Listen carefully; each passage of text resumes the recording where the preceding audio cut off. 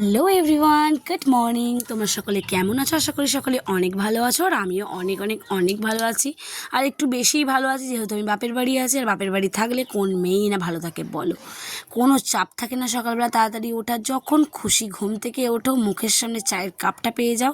সত্যি এর মতো আনন্দের আর কি হয় বলো? তো অনেকদিন থেকে ভাবছি একটা ভিডিও শেয়ার করবো, ডেইলি ব্লগ যাকে বলতে পারো, কিন্তু করা আর হচ্ছে না। তো অবশেষে সেটা স্টার্ট করেই দিলাম। তো সকালবেলা 9:30 10টা প্রায় বাজে, তখন আমি ঘুম থেকে উঠেছি। এখানে এলেই করি, ভেবো না যেন রোজ রোজ উঠি। তো উঠে তারপরে কিন্তু ফ্রেশ হয়ে নিয়েছি, বাবুকেও ফ্রেশ করিয়ে বাবুকে খাইয়ে নিজে খেয়ে আমি কিন্তু বাবুকে পড়াতে বসিয়ে দিয়েছি। এখানে এসে আমি কিছু করি আর নাই করি, ঠাকুরের পুজোটা দিই। আর যেটা করি সেটা হলো ছেলেকে পড়াতে বসি টাইম টু টাইম। কারণ কবে এতদিন থাকি আমি এলে, 2 সপ্তাহ করে থাকি আমি এলে। তো যদি পড়াতে না বসাই তাহলে যেটুকুও শিখেছে সব কিছুই কিন্তু ভুলে যাবে। তো যার কারণে কিন্তু আমি বাবা এখানে খাতা কিনেই রেখেছে, আমি এলে কিন্তু ওকে পড়াই। আর বই, ওদের যে বইগুলো আছে, আমি সব বইয়ে আনিনি, আমি ফোনে ফটো তুলে নিয়ে চলে এসেছি। ওকে জাস্ট কোয়েশ্চেনগুলো করি, ব্যাস হয়ে যায়। তো যাই হোক, ওকে 1 ঘন্টার মতো পড়িয়ে নিয়ে তারপরে আমি স্নান করে চলে এলাম। অন্যদিন আমি আগে স্নান করি তারপর ওকে পড়াতে বসাই, কিন্তু আজকে ওই শ্যাম্পু দেবো, আমি ভাবলাম থাক, ওকে পরিয়ে নিয়ে ধীরে সুস্থে তারপরে না হয় স্নান করব।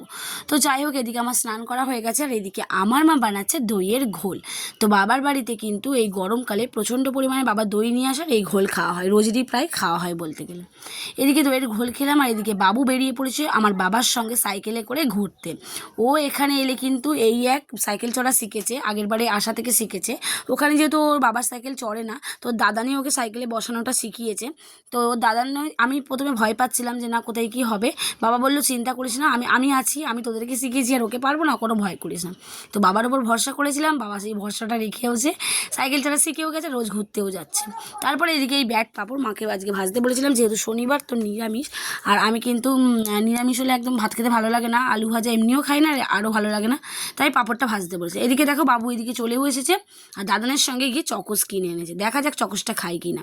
তো বিকেলবেলা এদিকে আমার বান্ধবী ললিতা, মানে মানু, আমার ছোটোবেলাকার বান্ধবী, সে কিন্তু চলে এসেছে, ও বাপের বাড়িতে এসেছে। তো আমি গিয়েছিলাম ওদের বাড়ি একদিন, তো এরবার কিন্তু ও বিকালবেলা চলে এসেছে আমাদের বাড়ি ঘুরতে।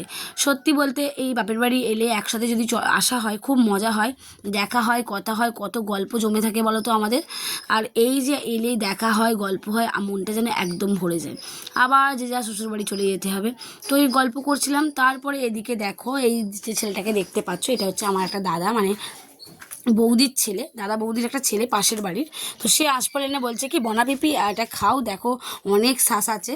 তো যাই হোক, ভালোবেসে দিল, এটাই অনেক আমার কাছে।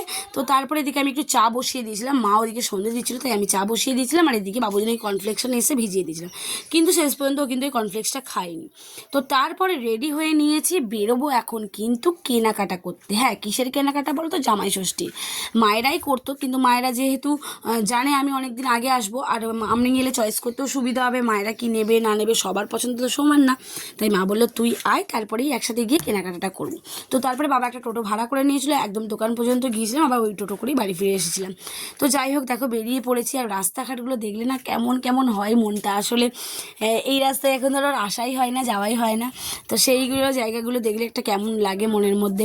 এই রাস্তা দিয়ে আসতাম, কত স্মৃতি, সব কিছুই মানে বেশ ভালো লাগা, সেগুলো তো আর হয় না। তো এসে অনেকটাই ভালো লাগছিলো। তো ফাইনালি দোকানে চলে এসেছি, আর বাবা কিন্তু বেশিরভাগ এই দোকানটা দিয়েই কেনাকাটা করে। তো এখানে অনেক কালেকশন আছে, সুন্দর সুন্দর কালেকশন আছে, মানে কিছু নেই এমন নয়। তো দেখো এই যে চুড়িদারের পিসটা দেখতে পাচ্ছ, কি সুন্দর লাগছে, এটাই কিন্তু আমি নিয়েছি আমার জন্য। আরও কি কি কেনাকাটা করেছি, কি কি নিয়েছি দিদিদের জন্য বা আমাদের জন্য, সবগুলোই কিন্তু তোমাদের সাথে ভিডিওতে একটা শেয়ার করে দেবো।